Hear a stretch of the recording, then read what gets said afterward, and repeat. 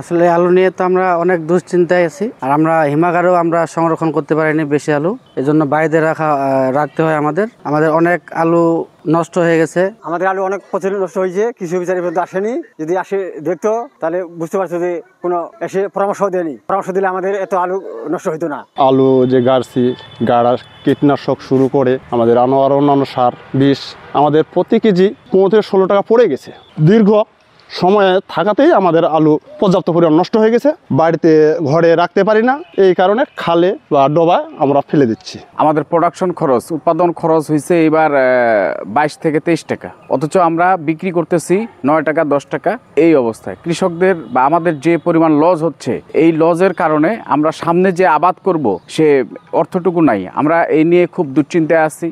সরকার যেন আমাদের কৃষকের প্রতি অনেক সুনজর দেয় এবং কি এই আলুটাকে বাইরের দেশে রপ্তানি করে যেন আমাদেরকে যেন সামনে আরও আলু কৃষি করতে পারি সেই উৎসাহিত করে। কৃষি বিভাগ থেকে আমরা আলু সংরক্ষণের পরামর্শ দিই।